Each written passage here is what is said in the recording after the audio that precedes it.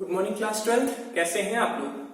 तो आज हम लोग अपना फिजिक्स के चैप्टर की शुरुआत करने वाले हैं। बट शुरू करने के पहले हमको प्रॉपरली समझना होगा कि हम लोग को यहाँ पे पढ़ना क्या है, किन किन चीजों से डील करना है। ठीक है, तो आप लोग एक चीज जानते हैं, 11th में जिस तरह हम लोग के फिजिक्स के 2 पार्ट थे, उसी तरह यहाँ पे भी कितने पार्ट्स हैं? 2 पार्ट्स हैं। तो बेसिकली 12th का सिलेबस किस तरह डिवाइडेड है, उस चीज को हम लोग समझ लेते हैं, उस चीज को पहले देख लेते हैं। तो देखिए, हम लोग के फिजिक्स के 2 पार्ट्स हैं क्लास 12 के अकॉर्डिंग। पार्ट 1 या भाग 1, जिसमें पूरी की पूरी बात है विद्युत चुंबकत्व पे, और जो हमारा पार्ट 2 है, हमारा पार्ट 2 जो है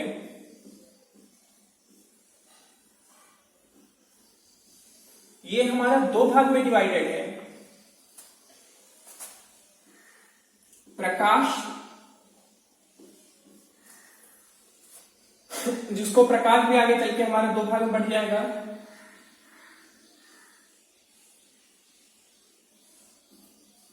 प्रकाश की बोलिए, हमारा जो प्रकाश है 2 भाग में डिवाइड रहेगा, किरण और तरंग। किरण प्रकाश की और तरंग प्रकाश की। और हमारा जो पार्ट 2 का जो दूसरा भाग रहेगा, वो हमारा पूरा मॉडर्न फिजिक्स है, जिसमें हम लोग को परमाणु, अर्धचालक, ये सब पढ़ना। क्लियर है?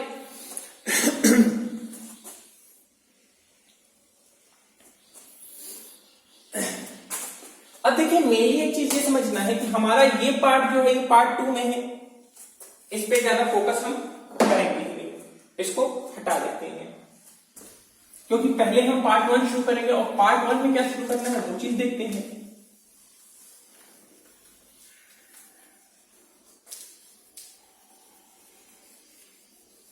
अब पार्ट 1 में जो मैक्सिमम या जो मेन बात हुई है, वो पूरा का पूरा बात जो है वो हुई है हमारी विद्युत चुंबकत्व पे। ठीक है, जो कि हमारे सिलेबस का लगभग 55 से 60% भाग कवर करता है। विद्युत चुंबकत्व। क्लियर है बस? अब देखिए, जो विद्युत चुंबकत्व है, इसको भी हम 3 भाग में बांटेंगे। ये हम लोग के बुक में 3 पार्ट्स में बटा है। वैसे अगर चैप्टर वाइज देखें तो पहले हम कहिए तो चैप्टर वाइज बता देते हैं, आपको जैसा समझना हो उसी अकॉर्डिंग पढ़ते हैं। ठीक है, पहला जो है वो किस अकॉर्डिंग बता है?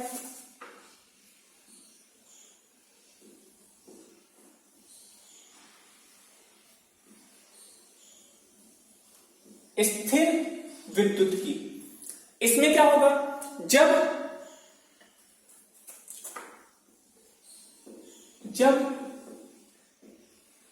हमारा आवेश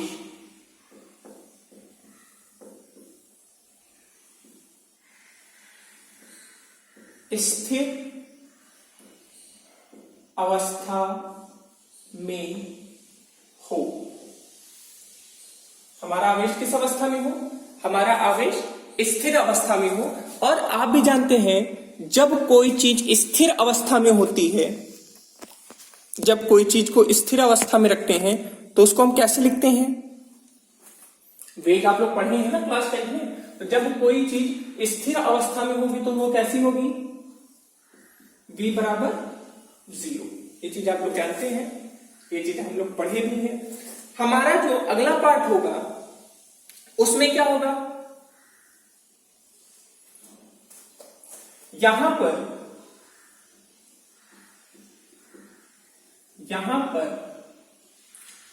आवेश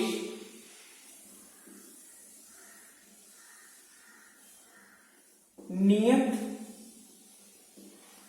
वेग से चलता है।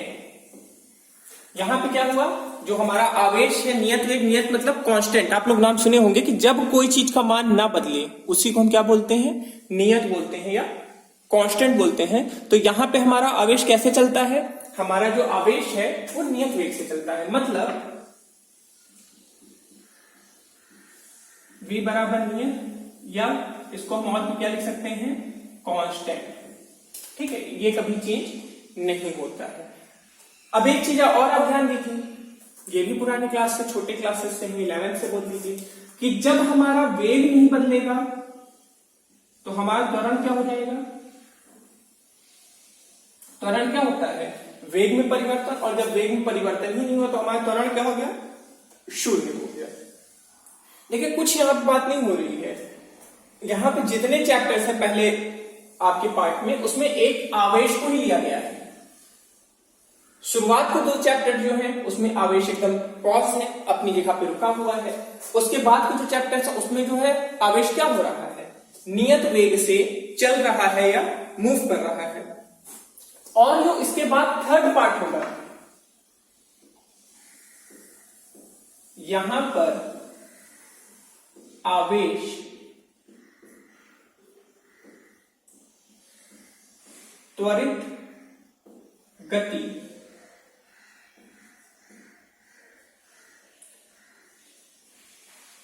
यहां पर आवेश क्या कर रहा है, यहां पर आवेश जो है वो त्वरित गति कर रहा है। त्वरित गति मतलब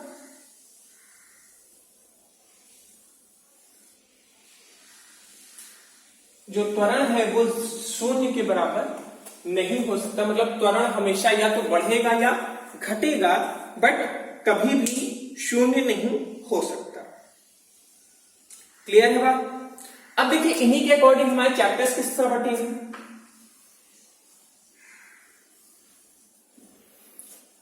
देखिए जो हमारा स्थिर विद्युत की है वो हमारा 2 पार्ट में बटा है।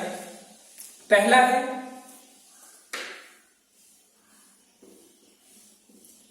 आवेश तथा विद्युत क्षेत्र, जो कि हम लोग इस लेक्चर में शुरू करेंगे। ये हमारा फर्स्ट चैप्टर है। और जो दूसरा चैप्टर है वो विभव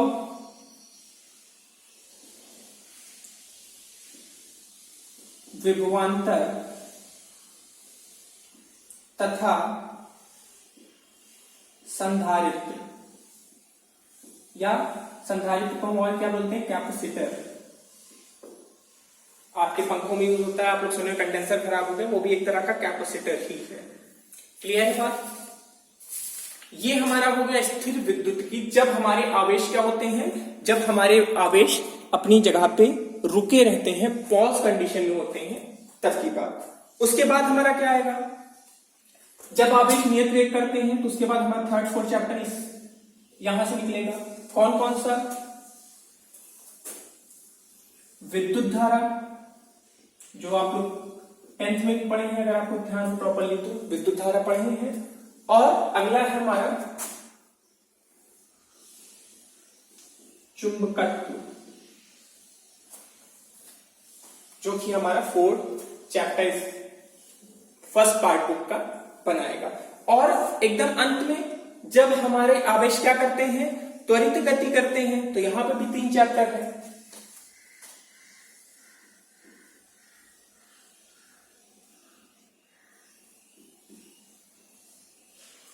विद्युत चुंबकीय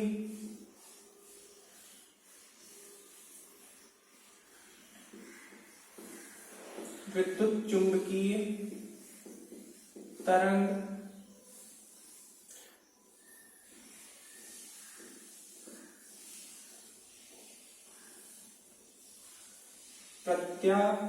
प्रत्यावर्ती धारा और एक और एक है हमारा जो सबसे पहला था, जिसको हम कमल में एकदम भूल गए थे, विद्युत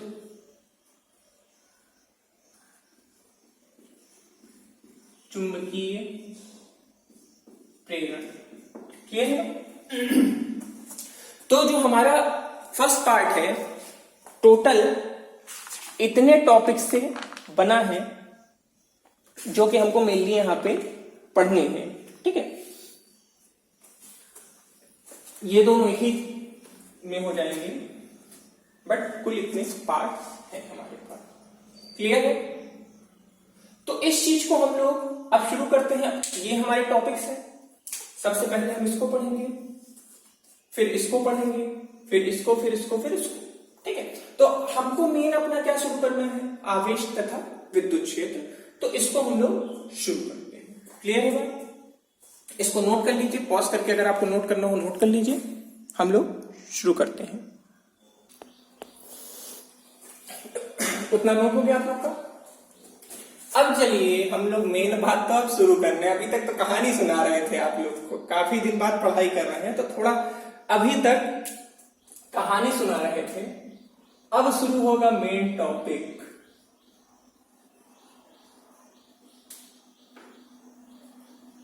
तो जो हमारा टॉपिक है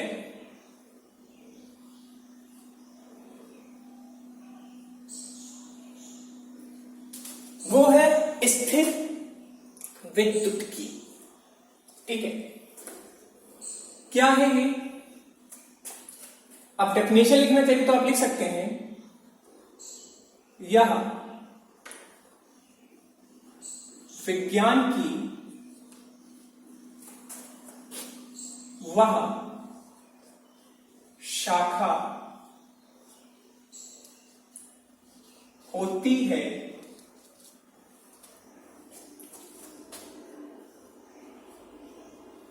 जिसमें हम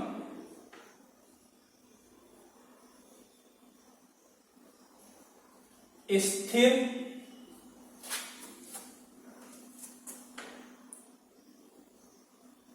आवेश पर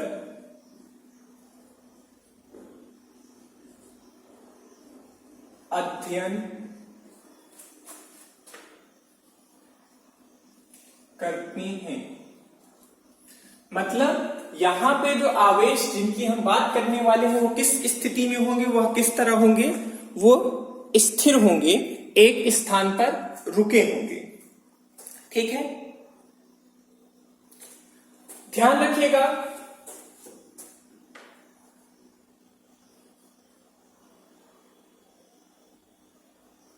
पूरे पाठ में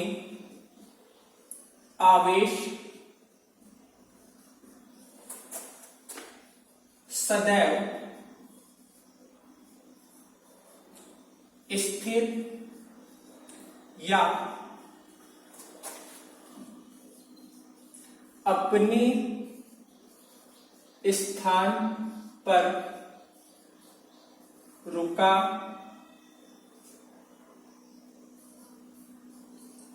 रहेगा।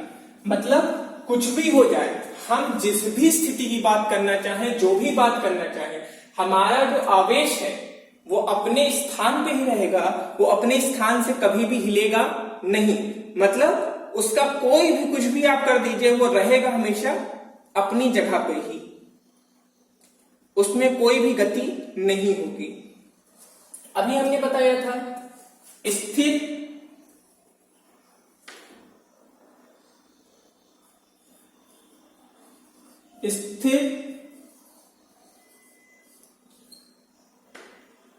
विद्युत्की को हम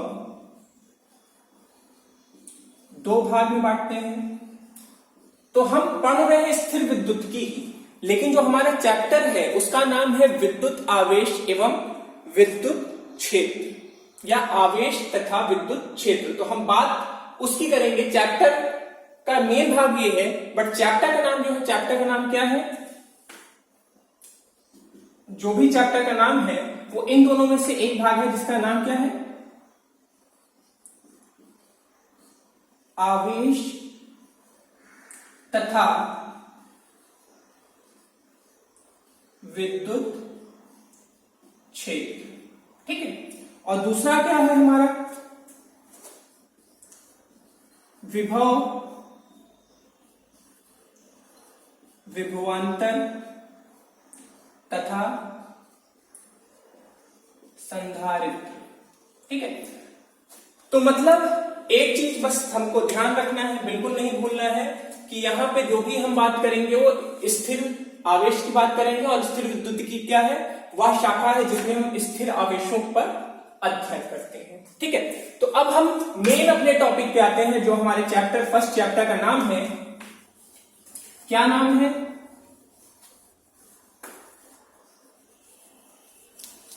हमारे फर्स्ट चैप्टर का जो नाम है वो है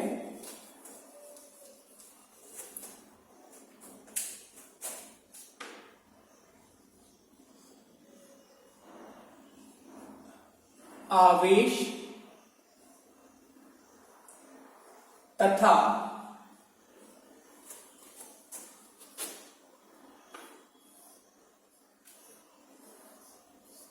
विद्युत क्षेत्र। ठीक है, तो बात अब हमको किसकी करनी है, आवेश और विद्युत क्षेत्र की। तो हम बात की शुरुआत जो करेंगे, मेनली जो हम बात करेंगे वो हम बात करेंगे, सबसे पहले हम जान लेते हैं आवेश क्या होता है। हम सबसे पहले बात करेंगे हम आवेश क्या होता है या चार्ज क्या होता है। आवेश को दोनों नाम से जानते हैं, आवेश भी बोलते हैं और चार्ज भी बोलते हैं। तो आप आवेश बोलिए या चार्ज बोलिए, आपके ऊपर है कि आप किस नाम से उसको जानना पसंद करते हैं। तो आवेश क्या होता है,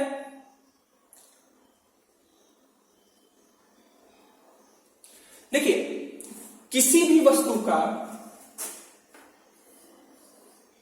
किसी भी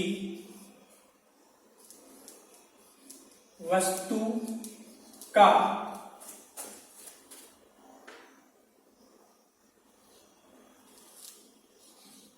वह भौतिक मूल धर्म जिस किसी भी वस्तु का वह भौतिक मूल धर्म जिस कारण से वह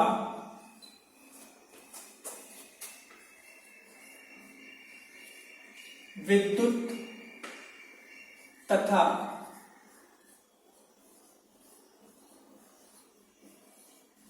चुंबकीय क्षेत्र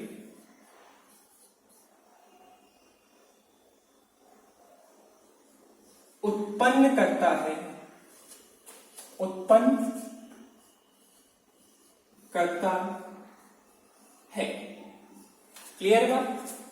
तो हमने क्या बात करी कि हमारा विद्युत आवेश क्या होता है, या विद्युत आवेश, दोनों चीज आप बोल सकते हैं,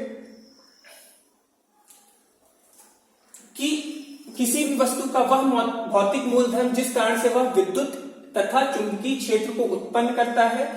आवेश के ही कारण चुंबकीय तथा विद्युत क्षेत्र उत्पन्न होगा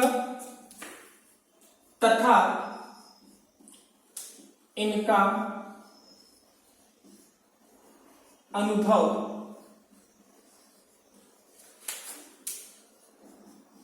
होता है। मतलब आवेश नहीं होगा तो ना वहां पे विद्युत होगा, विद्युत क्षेत्र होगा, ना वहां पे चुंबकीय क्षेत्र होगा, और अगर आवेश नहीं हुआ तो हमें इनका आभास भी या अनुभूति भी नहीं हो सकता। क्लियर है? आवेश कितने प्रकार के होते हैं? तो देखिए सबसे कॉमन सी बात यह है कि आवेश कितने प्रकार के होते हैं, तो आप लोग ये चीज जानते हैं। आवेश दो प्रकार के होते हैं। कौन कौन से होते हैं बताइए? पहला होता है धनात्मक आवेश या पॉजिटिव चार्ज, और दूसरा होता है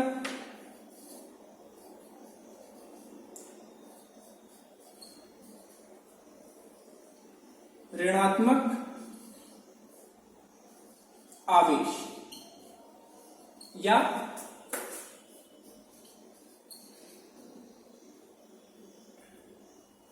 नेगेटिव चार्ज।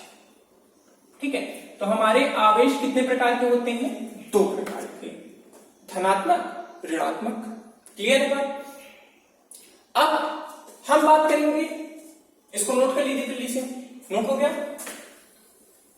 हम अब क्या बात करेंगे? अब हम बात करेंगे आवेश के भौतिक गुणों के बारे में, कि आवेश के अंदर कौन कौन से गुण पाए जाते हैं, क्या क्या पाए जाते हैं। आवेश के बारे में जो जनरल चीजें थी वो चीज हमने आपको बता दी। ठीक है, तो अब हम क्या बात करेंगे? आवेश के नॉर्मल गुणों की। इसको चाहिए तो आप डाल सकते हैं, हेडिंग डालना आप लोग चाहिए, अगर आप लोग हेडिंग में इसको डालना ही चाह रहे हैं तो आप लोग इसको डाल सकते हैं कि आवेश के गुण, जो भी आप डालना चाहिए, आप चाहे आवेश के गुण डाल लीजिए, हम इसको सीधे पॉइंट वाइज बताते जाएंगे। सबसे पहली बात, आवेश का एसआई यूनिट, हमेशा ध्यान रखिएगा, आवेश का एसआई यूनिट क्या था? कूलम। क्या होता है? कूलम। इसको हम लोग सी से भी डिनोट करते हैं, दोनों से, मतलब आप कूलम भी बोल सकते हैं, सी भी बोल सकते हैं, जो आपको सही लगे। एसआई यूनिट या एमकेएस यूनिट, आप दोनों चीज को बोल सकते हैं, क्योंकि एमकेएस यूनिट को ही बाद में हमने क्या नाम दे दिया था? SI unit. और अगर हम सीजीएस यूनिट की बात करें, किसकी बात करें? सीजीएस यूनिट, तो सीजीएस यूनिट क्या होगा? Stat coulomb, SC. ठीक है, स्टैट कूलम। जानते रहिए, भले ही उस चीज के बारे में आपसे पूछा जाए या ना पूछा जाए, आप लोग इसको हमेशा जानते रहिए। एक कूलम कितने स्टैट कूलम के बराबर होता है? कभी कभी पूछ लिया जाता है। देखिए, फिलहाल तो आपके सिलेबस में इसके ऊपर बहुत ज्यादा फोकस तो नहीं है, बट देन ऑल्सो पूछ सकता है, तो आप लोग इसको जानते रहिए कि एक कूलम जो होता है 3 × 10⁹ स्टैट कूलम के बराबर होता है।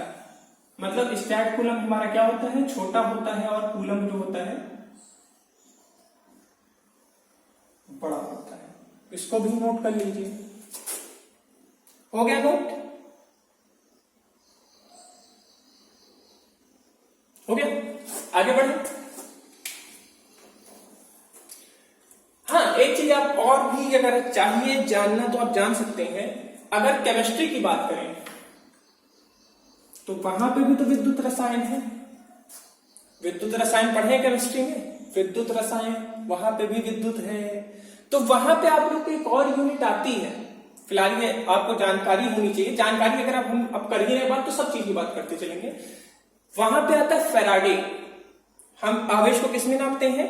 फैराडे में। तो एक फैराडे कितने के बराबर होता है? आप लोग चाहिए तो आप लोग 11th में पढ़े हैं, शायद 11th में आप लोग के सिलेबस में रहा होगा। तो एक फैराडे कितने कूलम्ब के बराबर होता है? 96540 कूलम्ब के बराबर होता है। क्लियर है? एक और पॉइंट की बात करें। अभी पॉइंट हुआ खत्म नहीं हुआ। अगर आपको लग रहा पॉइंट खत्म हो गया, तो पॉइंट अभी नहीं खत्म हुआ है, अभी और बात है। हम बात करें कि जो हमारा आवेश है वो अदिश राशि है कि सदिश राशि? नाम तो सुना सुना लग रहा होगा, 11th में पढ़ा होगा अदिश सदिश। पढ़े हैं कि नहीं पढ़े हैं? सदिश तो पढ़े होंगे बहुत ज्यादा डीपली। वह राशियां जिनमें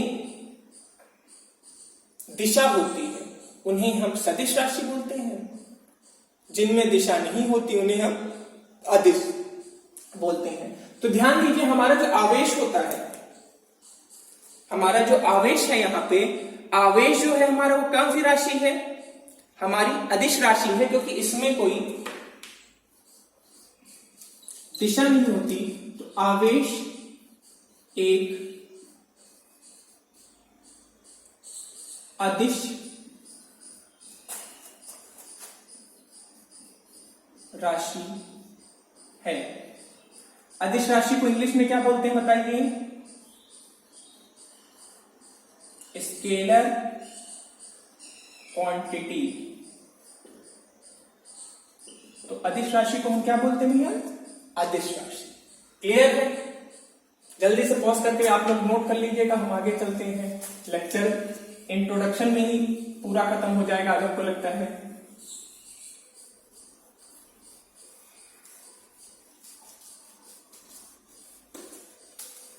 ठीक है, इतना हो गया।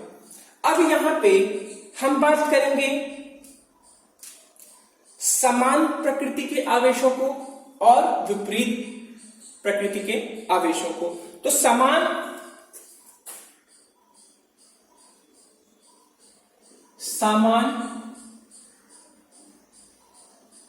प्रकृति के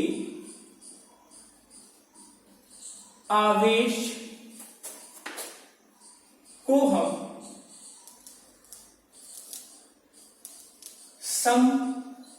समजातीय आवेश कहते हैं। क्या हमने बात किया कि जब एक ही प्रकार समान प्रकृति, मतलब जैसे प्लस है तो प्लस, माइनस है तो माइनस, तो हम समान प्रकृति के आवेश को सजातीय बोलते हैं। तो सॉरी, सम नहीं, सजातीय आवेश। ठीक है, जब आवेशों की प्रकृति समान हो। विपरीत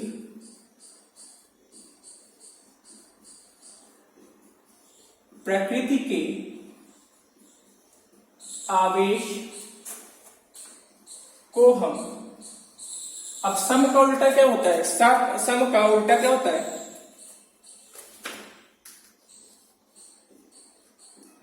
विजातीय आवेश कहते हैं।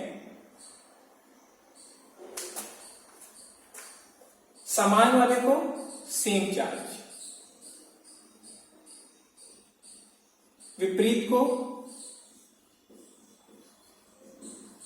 Opposite charge. ठीक है, तो समान प्रकृति के आवेश को हम क्या बोलते हैं? सजातीय आवेश बोलते हैं। विपरीत प्रकृति के आवेश को हम विजातीय आवेश कहते हैं। अब मेन चीज की तो बात अभी होगी, अभी तो कहानी चल रहा था पूरा, अभी हमने कहानी बताया। अब हम पूछेंगे कि सजातीय आवेश के बीच में क्या होगा? सजातीय आवेश सदैव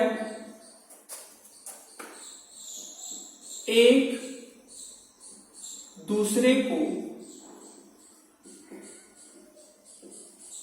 प्रतिकर्षित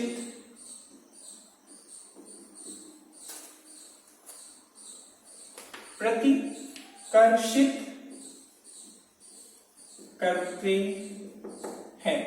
प्रतिकर्षित या रिपेल, रिपेल मतलब दूर भगाते हैं, प्रतिकर्षित करते हैं या दूर भगाते हैं। और विपरीत आवेश सदैव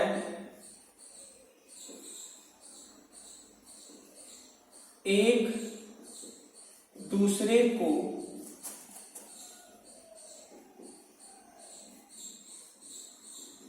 आकर्षित या अट्रैक्ट करते हैं। नोट डाउन कर लीजिए जल्दी से। हो गया?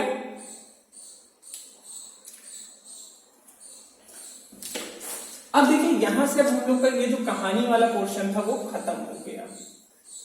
अब आवेश होता क्या है थोड़ा ये समझ लेते हैं। अभी तक क्या था, हमने आवेश के गुणों की बात की, बट आवेश के बारे में हमने बात नहीं की।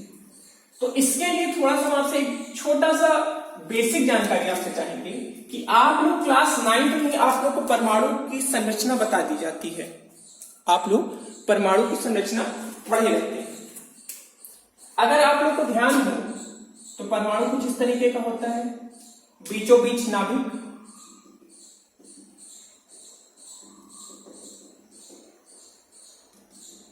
और उसके चारों ओर इलेक्ट्रॉन क्या करते रहते हैं, घूमते रहते हैं। अब हमारे परमाणु में कितने तरह के कण पाए जाते हैं? प्रोटॉन, इलेक्ट्रॉन और न्यूट्रॉन। यही तीन पाए जाते हैं, कोई और भी पाया जाता है? बोलिए। प्रोटॉन, इलेक्ट्रॉन और न्यूट्रॉन। ठीक है। प्रोटॉन कहां पाया जाता है? तो आप जानते हैं प्रोटॉन यहां पाया जाता है नाभिक के बीचों। न्यूट्रॉन भी बीचों बीच। और इलेक्ट्रॉन कहां क्या करता है? इलेक्ट्रॉन बाहर घूमता रहता है।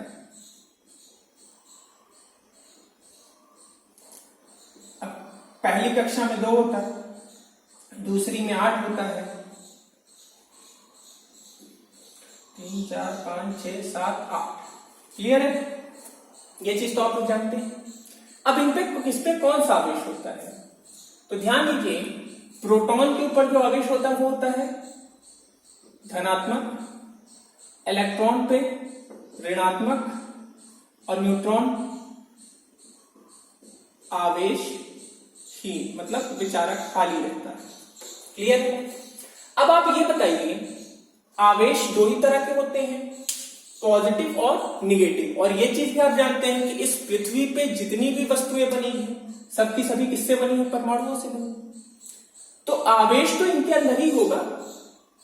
आवेश कहां होगा? आवेश इनके अंदर होगा। अब ये बताइए, आवेश 2 तरह के, या तो पॉजिटिव होगा या निगेटिव होगा। अब ये बताइए, इनमें से किससे आवेश, कौन सा आवेश न्यूट्रॉन के संग बहुत क्लोजली बाइंडेड रहता है या बहुत ताकतवर बल द्वारा बंधा रहता है? तो प्रोटॉन को निकाल पाना तो भैया पॉसिबल नहीं है। प्रोटॉन निकलने से रहा, तो कौन निकालेगा? तो ध्यान दीजिए, तो निकलने वाली चीज है वो है इलेक्ट्रॉन। कौन है? इलेक्ट्रॉन। तो आवेश का सबसे बड़ा जिम्मेदारी है, आवेश का जो सबसे बड़ा कारण होता है उसी को हम, वो कौन होता है? वो इलेक्ट्रॉन होता है। मतलब किसी भी वस्तु में अगर आवेश है तो किसके कारण है? इलेक्ट्रॉन के कारण है। विद्युत धारा बहेगी, आप लोग को क्लास 10th में पढ़ा होगा, अगर आप लोग को थोड़ा ध्यान है। कहा जाता था ना कि जिधर विद्युत धारा बहती थी उसके विपरीत में कौन बहता था? इलेक्ट्रॉन। अगर इलेक्ट्रॉन नहीं हुआ तो विद्युत धारा नहीं बहेगी। ये चीज आपको बोला गया है। क्यों बोला गया है? क्योंकि इलेक्ट्रॉन ही वो कारण है, इलेक्ट्रॉन आवेश के कारण ही विद्युत धारा हमारी क्या होती है? बहती है। क्लियर है बात? इसको समझ लीजिए, इरेज करें। अब मान लीजिए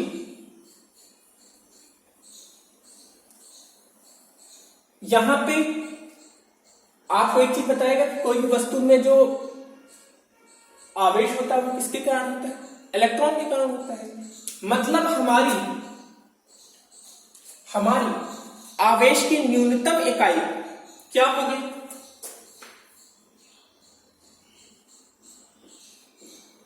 आवेश की न्यूनतम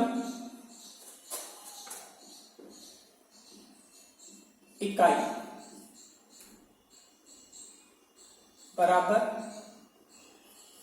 इलेक्ट्रॉन।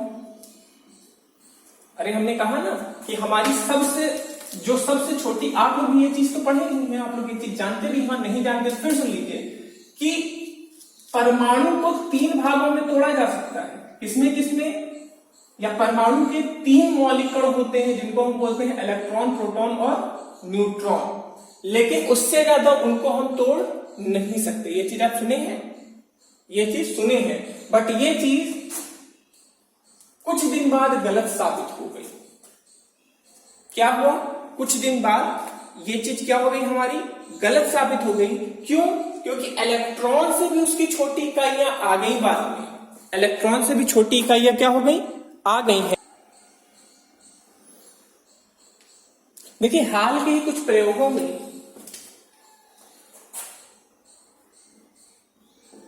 क्वार्क नाम के कुछ कणों की ज्ञात हुआ है जो इलेक्ट्रॉन के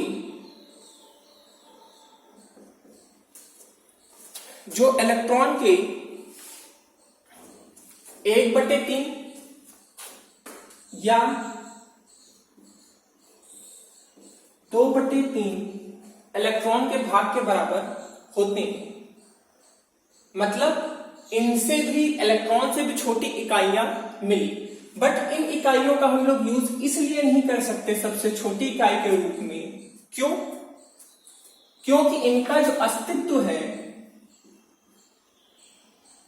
वो बहुत कम समय का होता है। मतलब जैसे ही ये बने उसके कुछ ही समय बाद ये क्या हो जाते हैं, नष्ट हो जाते हैं। जबकि इलेक्ट्रॉन का क्या है, इलेक्ट्रॉन का अस्तित्व बना रहता है, वो जल्दी अस्थायी नहीं होता, वो जल्दी नष्ट नहीं होता।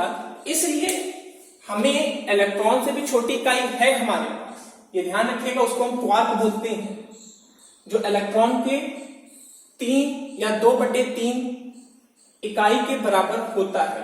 लेकिन क्वार्क जो होता है वो स्थायी नहीं होता है, उसका जो जीवन काल होता है वो स्थायी नहीं होता। इस कारण से हम सबसे छोटी आवेश की इकाई किसको मानेंगे, हम इलेक्ट्रॉन को मानेंगे। क्लियर है बात? मतलब ये होता है कि अगर किसी भी वस्तु में इलेक्ट्रॉन हो, किसी भी वस्तु में कोई आवेश होगा तो किसके कारण होगा, इलेक्ट्रॉन के कारण होगा। और अगर उससे ज्यादा हुआ तो इलेक्ट्रॉन के किसी गुणांक में होगा। बात आई समझ में? मतलब है तो इलेक्ट्रॉन ही, हो सकता है 2 इलेक्ट्रॉन हो सकता है 3 इलेक्ट्रॉन हो सकता है 4 हो सकता है 10 हो 20 हो 40 हो 50 हो, लेकिन है किसके गुणांक में, है तो इलेक्ट्रॉन के ही गुणांक में। बात आई समझ में? हम क्या कहना चाह रहे हैं? तो यहां पे हम मेनली इस कहानी को इसलिए इतना खींच रहे थे, इतना चीज इसलिए बताए क्योंकि यहां पे हम आपको आवेश का एक महत्वपूर्ण गुण बताना चाह रहे हैं जिसको हम बोलते हैं आवेश का क्वांटमीकरण। पहले हम टॉपिक नोट करेंगे।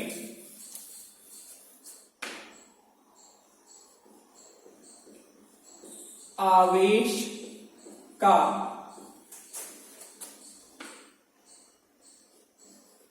क्वांटमीकरण।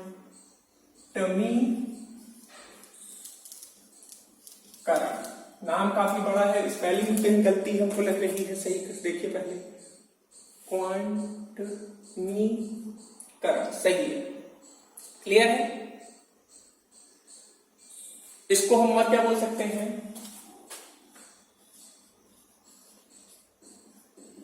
Quantisation of charge. ठीक है, इसके बारे में बात कर लेते हैं। यह आवेश के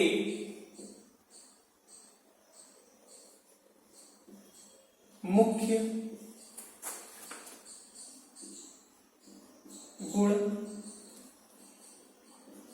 में से एक है। क्या है गुण? मतलब ये हम लोग का जो आवेश है उसके एक प्रमुख गुण में से एक है। ये हमें क्या बताता है, ये हमें ये बताता है कि किसी भी वस्तु में, मान लीजिए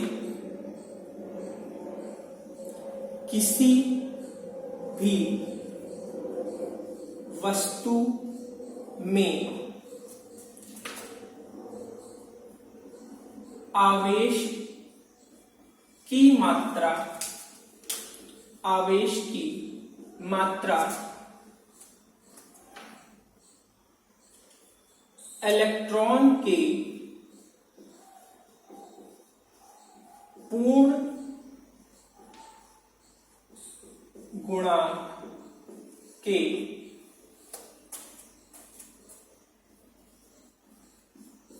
बराबर होगा। मतलब किसी भी वस्तु में जितना भी आवेश होगा वो हमेशा इलेक्ट्रॉन के क्या होगा, वो इलेक्ट्रॉन के पूर्ण गुणांक के बराबर होगा। इसी का एक सूत्र भी है, इसको नोट कर लीजिए, Q बराबर प्लस माइनस ME।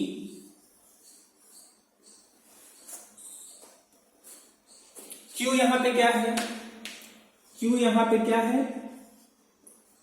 कुल आवेश।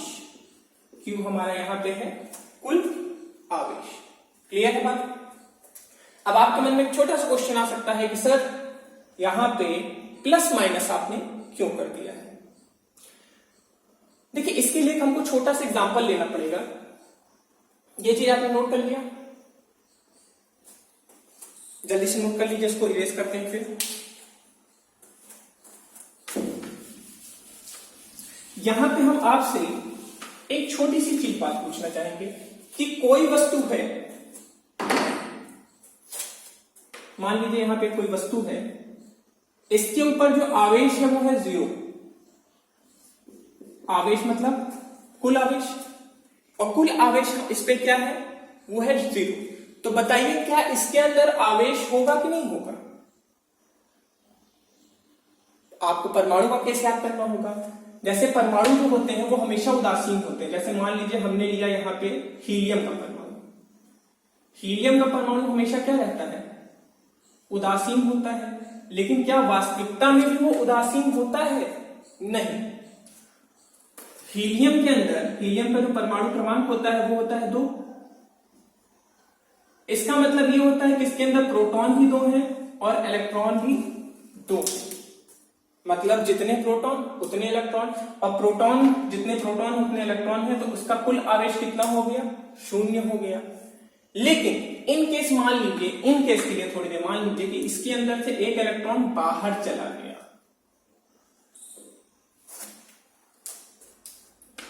जब इलेक्ट्रॉन बाहर चला गया तो इसके पास प्रोटॉन कितने हो गए, 2, और इलेक्ट्रॉन कितना हो गया, 1।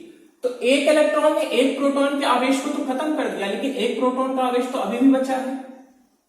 और आप लोग एक चीज जानते होंगे कि जो इलेक्ट्रॉन का आवेश होता है वो कितना होता है, इलेक्ट्रॉन और प्रोटॉन पे जो आवेश होता है वो होता है 1.6 × 10⁻⁻19 कूलम। ये चीज आप जानते हैं। और जितना इस पे होता है, जितना इलेक्ट्रॉन पे होता है, उतना ही प्रोटॉन पे भी होता है। बस अंतर क्या होता है, या एक अलग अलग लिख देते हैं। प्रोटॉन पे जो आवेश होता है वो प्लस में होता है, इलेक्ट्रॉन पे जो आवेश होता है वो माइनस में होता है। इसीलिए तो एक दूसरे को खत्म कर देते हैं। अरे मैथमेटिक कैलकुलेशन है, मैथमेटिशियन भाइयों और बहनों, कि प्लस हमेशा माइनस को खत्म कर देता है। या मैथ से नहीं भी समझना चाहिए, तो एक गुण होता है कि एक इलेक्ट्रॉन एक प्रोटॉन खत्म कर देता है। क्यों? क्योंकि दो के दोनों बराबर होते हैं। लेकिन यहां पे क्या हुआ, एक इलेक्ट्रॉन बाहर चला गया तो प्रोटॉन हावी हो गया, प्रोटॉन का आवेश बढ़ गया। तो अब इसके ऊपर कितना आवेश है, प्लस E का। बोलिए एक बार समझ में कि नहीं? एक प्रोटॉन का आवेश बच रहा है, और प्रोटॉन का आवेश हम इसको किससे लिखते हैं, हम इसी को तो E से लिखते हैं, इसको भी E से लिखेंगे। प्लस है तो प्लस E, माइनस है तो माइनस E। तो इसके ऊपर कितना आवेश आ गया, E। इसीलिए हमने आपको कहा ना कि जो सबसे छोटा न्यूनतम आवेश है वो क्या है, इलेक्ट्रॉन है, और उसको हम किससे दिखाते थे, E से दिखाते थे। क्लियर है ये चीज? मतलब क्या है कि कोई भी आवेशित चीज भी है तो उसका मतलब ये नहीं, आवेशहीन चीज भी है तो उसका मतलब ये नहीं कि उसके ऊपर आवेश नहीं है, उसके अंदर आवेश होगा। हो सकता है कि दो के दोनों बराबर है, इस कारण से वो हमको दिख नहीं रहा। क्वांटमीकरण आप लोग को समझ में आ गया। इस पे एक छोटा सा कहीं क्वेश्चन कर लिया जाए, करेंगे? बोलिए, करना है?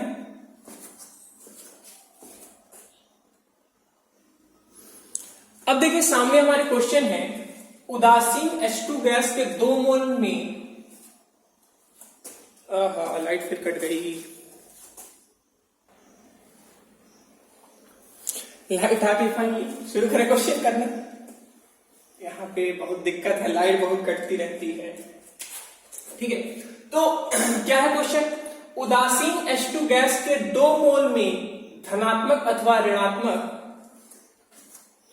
कितने आवेश होंगे। मतलब हमें यह पता करना है कि यहां पे हमारे पास कितने आवेश होंगे। तो सबसे पहले हमको ये जानकारी करनी है कि यहां पे कितने कण होंगे। क्यों? क्योंकि 1 मोल में आप लोग जानते हैं ना कि कितने कण होते हैं। तो 1 मोल H2 में 6.022 इंटू 10⁻23 परमाणु होते हैं। बोलो, ये चीज तो आप जानते हो। तो 2 मोल H2 में कितना होगा, जो भी होगा उसको क्या आगे 2 से गुणा कर दीजिए। 2 गुणे 6.022 इंटू 10⁻23 परमाणु, जो कि क्या हो जाएगा 12.044 गुणे 10⁻23 परमाणु। ये चीज क्लियर है। अब देखिए हमको या तो धनात्मक निकालना है या ऋणात्मक। चाहे आप, ये रफ वर्क है, चाहे आप धनात्मक निकालिए चाहे ऋणात्मक निकालिए, हाइड्रोजन गैस मतलब H2, H नहीं है केवल, ध्यान दीजिए H2 है। तो एक H में कितना होता है, 1 होता है, लेकिन 2 है तो 2 प्रोटॉन भी होगा और 2 इलेक्ट्रॉन भी होगा। तो आपको जो निकालना हो, प्रोटॉन निकालना है प्रोटॉन निकालिए, क्योंकि वहां पे दोनों ऑप्शन दे दिया गया, धनात्मक अथवा ऋणात्मक। तो हम क्या करेंगे, हम धनात्मक ही निकाल देते हैं, धनात्मक निकाल दें। चलिए हम यहां पे क्या करते हैं, धनात्मक निकालते हैं। तो जब हम धनात्मक निकालेंगे तो यहां पे हमको कुल आवेश निकालना है, कितना, तो कुल आवेश को हम किससे दिखाते हैं, QNE। ये सूत्र आपको याद है, कुल आवेश है Q, N कितना है बताइए, N यहां पे कितना होगा, 2 होगा। और यहां पे कुल कितने इलेक्ट्रॉन होंगे, क्योंकि जितने परमाणु होंगे H के उतने ही तो इलेक्ट्रॉन भी होंगे।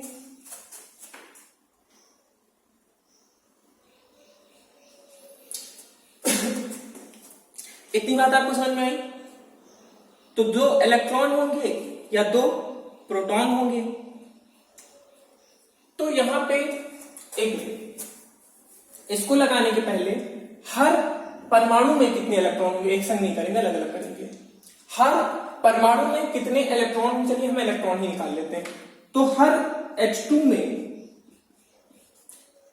2 इलेक्ट्रॉन होंगे, तो 2 गुणे जितने परमाणु हों, पहले हमको कुल इलेक्ट्रॉन निकालना है ना, तो 2 गुणे 12.044 तो कितना हो गया, 24.088 10⁻23 इलेक्ट्रॉन। बोलिए, ये बात क्लियर है। और आवेश कितना होगा, कुल आवेश, तो कुल आवेश Q बराबर कितना होगा, Q बराबर NE। N का मान कितना है, N का मान ये है, क्योंकि कुल कितने इलेक्ट्रॉन है हमने अभी पता लगाया ना। फिर से एक बार जल्दी से समझते हैं। हमारे पास 2 मोल H2 गैस था, तो 1 मोल में इतना होता है, तो 2 मोल में कितना होगा, उससे 2 से गुणा कर दे। तो हमारे पास कुल कितने परमाणु थे, आ गए। ठीक है, कुल कितने परमाणु है ये हमको पता है।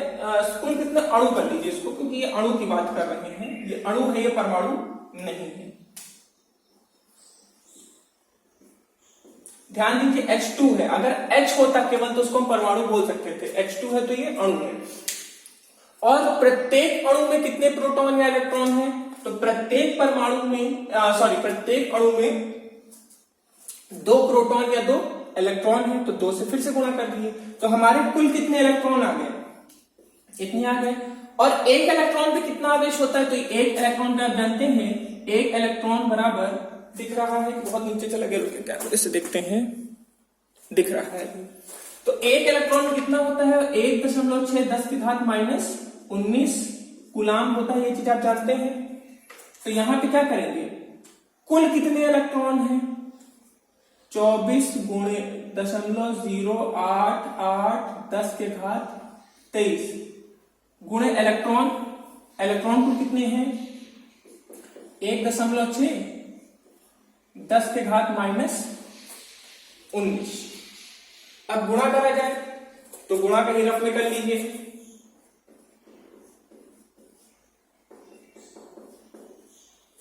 गुणा करते हैं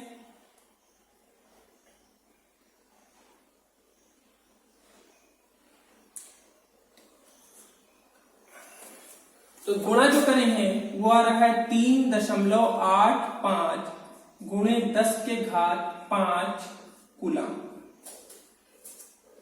तो हमारा कुल आवेश कितना हो गया? कुल आवेश हमारा इतना हो गया। ध्यान देने वाली बात यह है कि जो भी हमारे पास अब भी आवेश आया वो किसका गुणांक है? वो इलेक्ट्रॉन का गुणांक है, और यही हमारा आवेश का प्रथम गुण या प्रथम मौलिक गुण कह सकते हैं, आवेश का क्वांटमीकरण।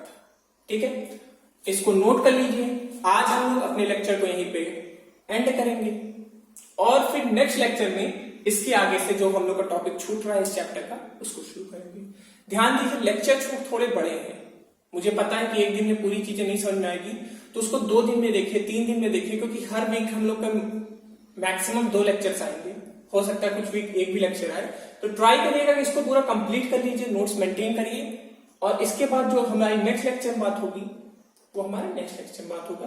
तो तब तक के लिए good bye, best of luck, मन लगा के पढ़ाई करिए।